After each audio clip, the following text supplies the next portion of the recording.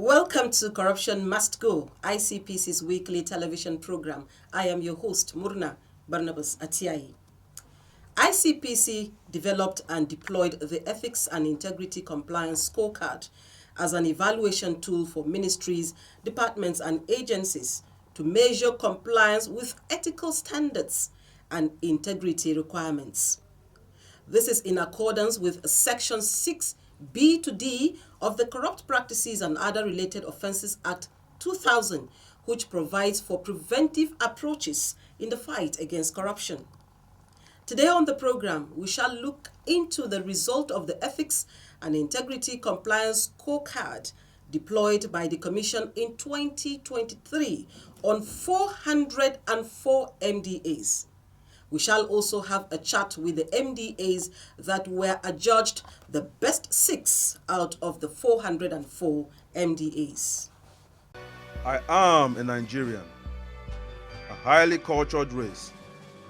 My culture abhors corruption, and with my integrity, a new Nigeria is possible. I say no to corruption today to build a future for my children. Join me and imbibe the culture of integrity to build a Nigeria of our dreams. If you're just tuning in, this is Corruption Must Go. Globally, anti-corruption mechanisms and frameworks are mindful of preventive measures to check corruption aside enforcement approaches. Arising from this, ICPC conceived and deploys annually the Ethics and Integrity Compliance Scorecard to measure compliance standards of public bodies to policies, directives, and regulations of government. The EICS outlines some ethics and integrity standards that MDAs must comply with in management, performance, service, and professional conduct setting. Bola Rinwa Alice of the Ethics and Compliance Unit, System Study and Review Department of the Commission explains further.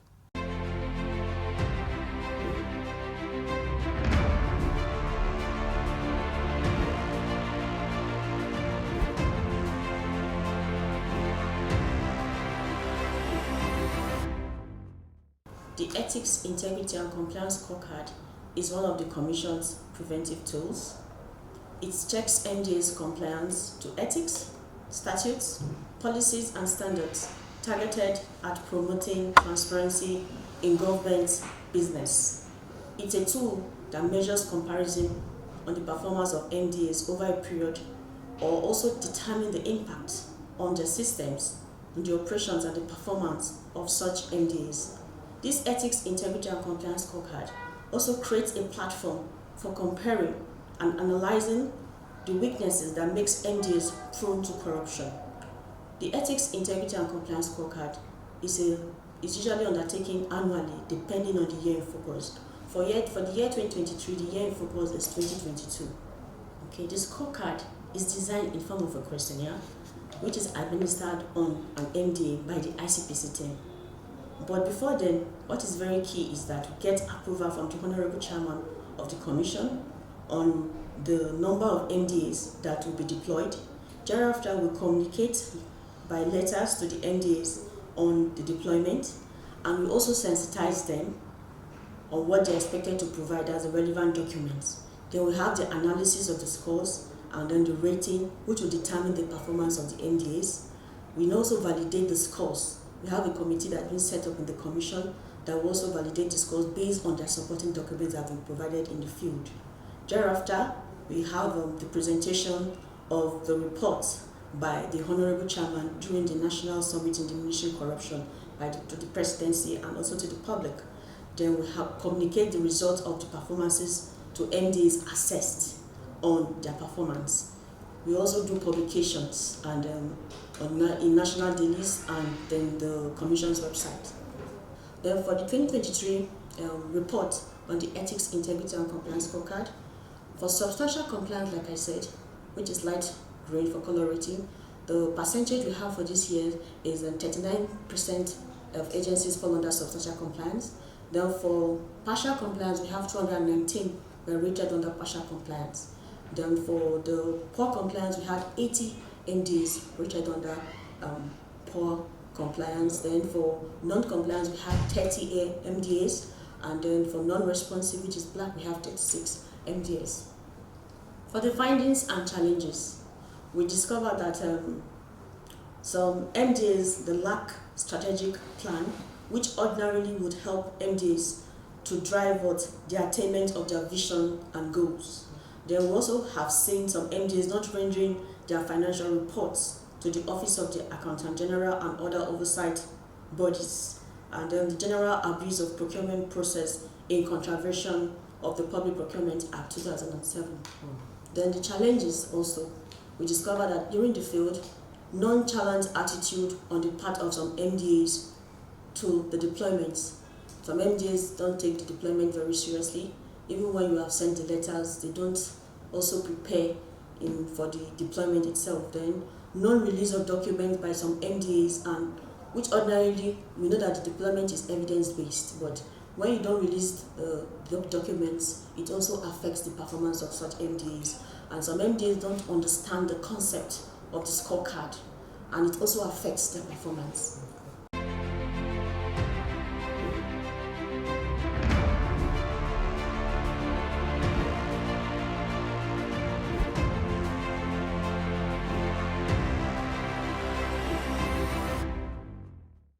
In spite of the attendant challenges in the course of carrying out the exercise, the Commission was able to deploy the scorecard on 404 MDAs in 2023. While no MDA attained a full compliance score, however, most remarkably, the Nigeria Deposit Insurance Corporation, NDIC, having taken first position in the 2021 deployment, again clinched the first position in the 2023 deployment with a score of 91.3%. How is the NDIC able to regain the first position in 2023, having emerged first in the 2021?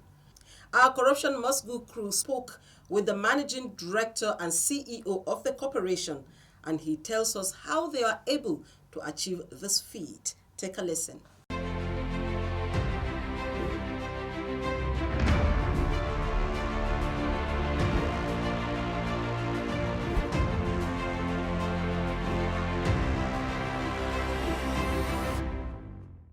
I think the journey started when the 2020 rankings were released, when we discovered that we didn't make it to the top. In NDIC, we try to excel in whatever we do. So since then, we went back to the drawing board. We look at, we assess our policies and procedures, our internal controls, our risk assessment, our compliance mechanism, to ensure that yes, they are actually fit for purpose. That is to say, they can actually encourage integrity, transparency in the workplace in NDIC. That's what we did, and we sustained it. Well, I know the deployment process entails a lot of reviews on management structure, internal controls, financial system, and things like that. For us in NDIC, like I said, we always try to excel in whatever we do. So I believe our policies and procedures are robust, and I think the deployment was seamless. However, what I just want to suggest going forward, I think there is a need to make the feedback mechanism more robust in a way that agencies will have an insight into what areas they need to improve on, because the whole idea is we want to promote full compliance. So agencies can have an insight into areas where they need to do more in order to improve their level of compliance. I think that one will go a long way in improving the whole compliance of all ministries and agencies of government. In NDIC, we have a culture of continuous improvement what we do, and also culture of innovation. So we are going to leverage on that to make sure that we continue to bring out new innovative ways of making sure that our staff they exhibit high level of integrity and shun all aspects of corrupt tendencies in the workplace. I believe if we do that, we sustain it, coupled with training and engagement with other critical stakeholders. I believe even by the next round of assessment, we are going to retain that position. Yours really.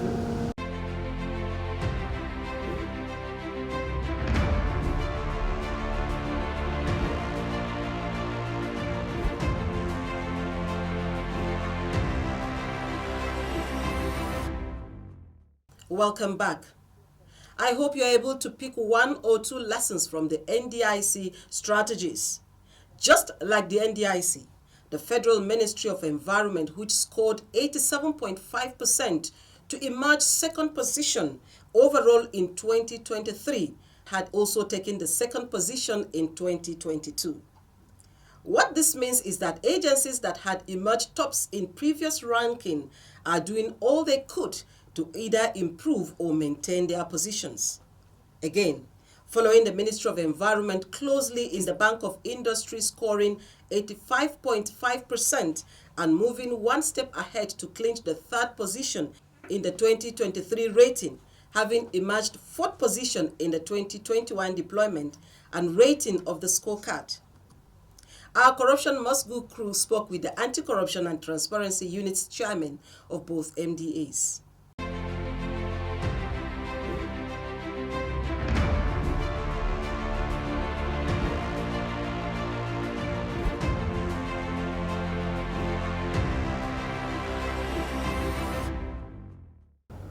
The secrets are very simple. One, if the act was in place before you can talk of deployment, and there's a directive that Act 2 should be establishing all MDAs by the Office of the Head of Civil Service of the Federation.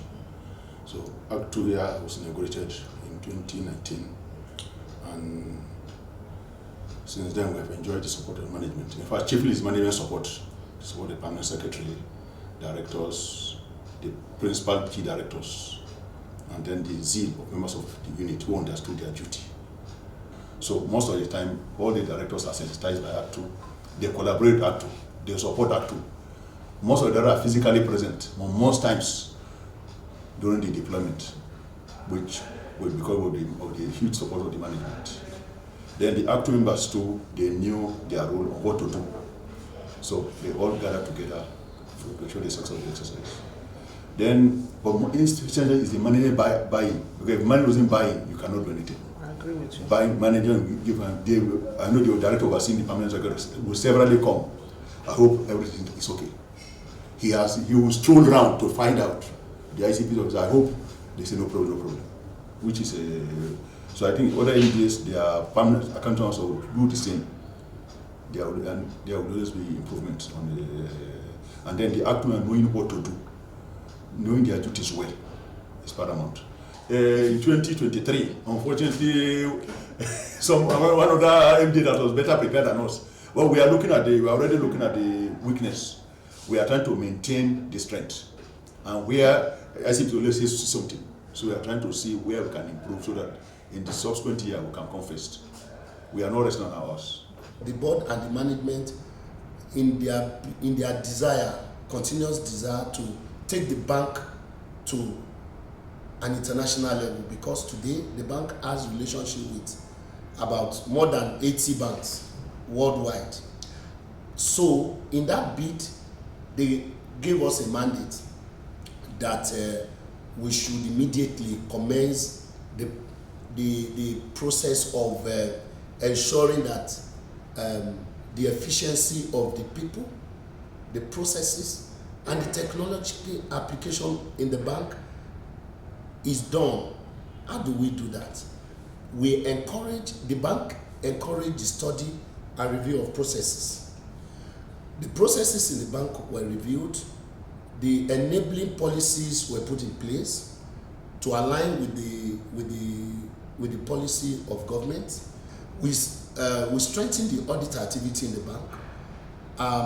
We have internal audit and we have external auditor coming in. External auditor coming once in a year, in line with the regulation of the Companies and Allied Matters Act and CBN regulation. When the result was presented to the board, I recall that the board said, good, we congratulate, I'm using the word of the board now, the board of director of Bank of Industry. They said we congratulate management for this achievement, but you need to strive to get first. So we intend to maintain our status and even surpass the position by ensuring compliance with at all levels and maintaining high ethical standards across the bank.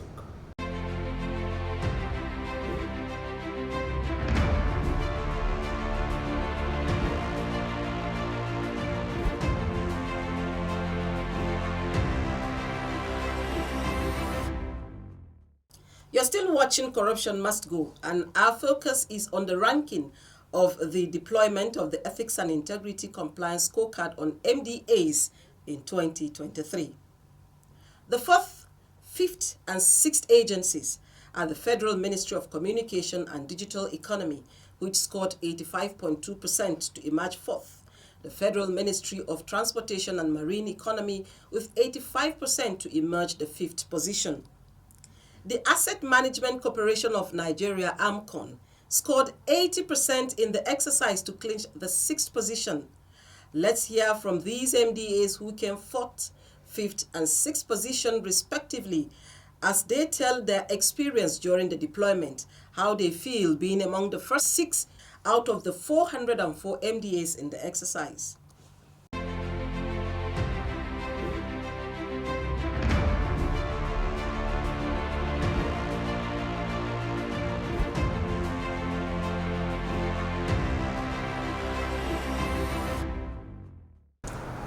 We are grateful to God Almighty.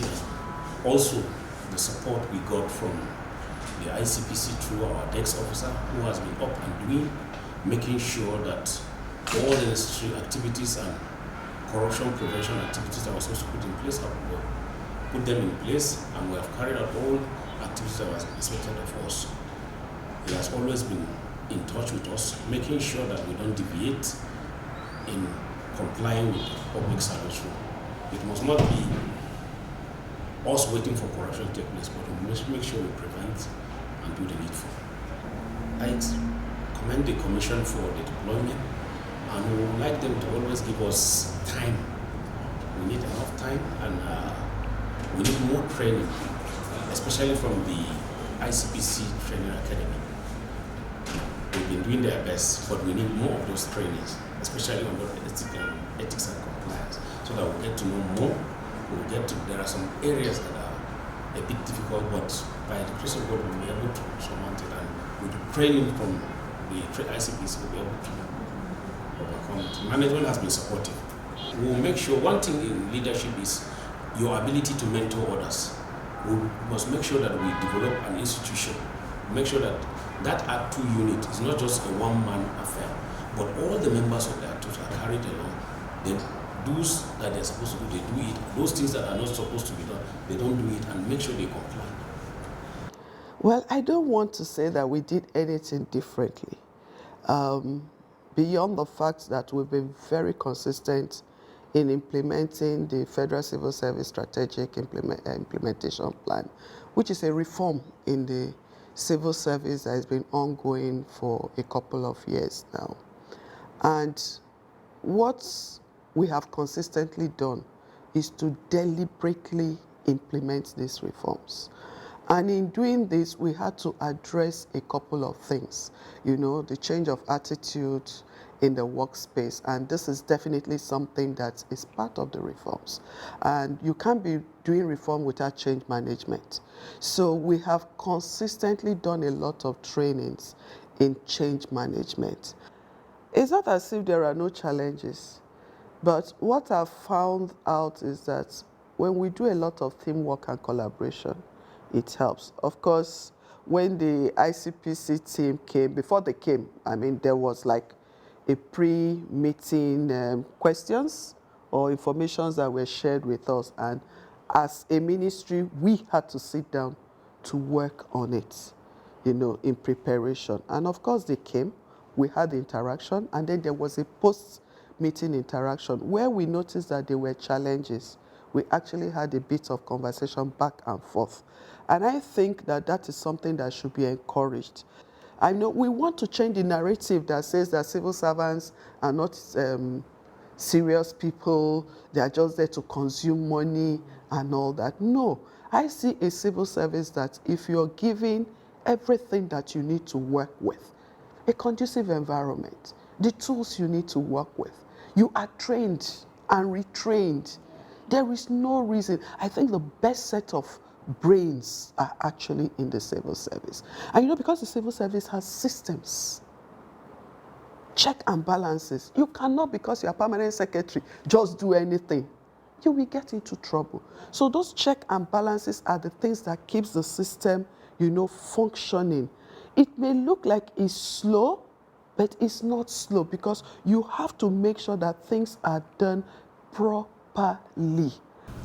AMCON as an organization has been wired like a private sector entity because we were a creation of the financial global crisis of 2008. So we are structured around financial institutions. And because of that, we have private sector mentality. And part of the requirement is that there must be a good code of conduct and code of practice requirement, which CBN has been very strict on.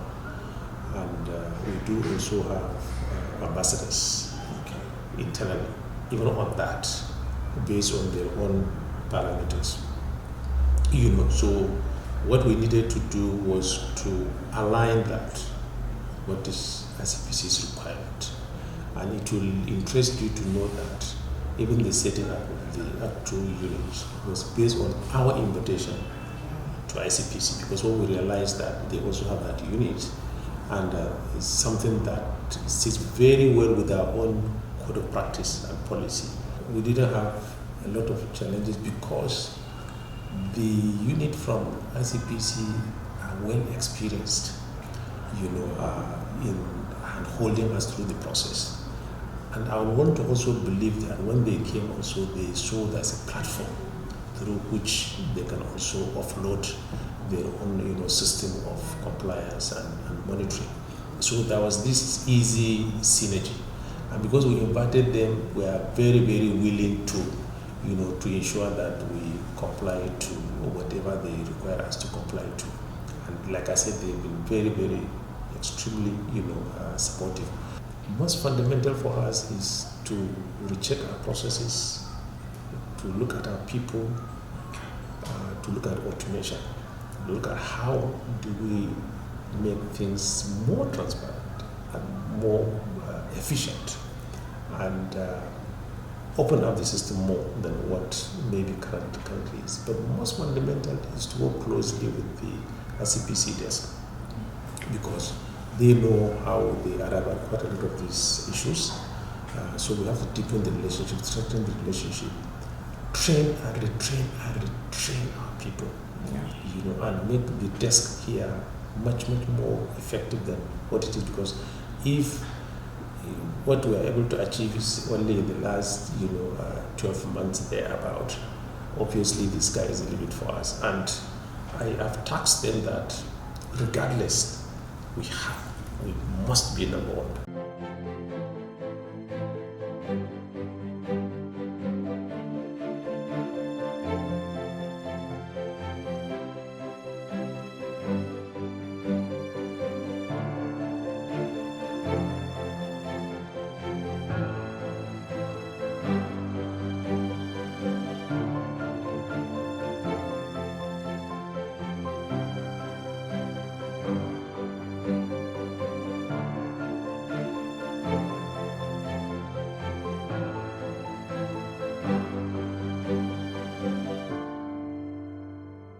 No doubt, the ultimate goal of the deployment of the scorecard is to have MDAs understand the quality of their performance and take account of their level of compliance with operational service delivery and accountability standards as required by the mandates of their respective institution. Furthermore, the assessments and scores should create a greater sense of urgency to strengthen their accountability systems and operate with greater efficiency and service excellence. ICPC hopes that management and staff of MDAs that scored low in the 2023 deployment exercise will make efforts to put in place the right systems and procedures to minimize corruption and boost productivity and professionalism in their organizations in the long run. That's our package for today. For comments and feedback on the program, please reach out to us on our social media platforms displaying on your screen. Thank you for watching, and bye for now.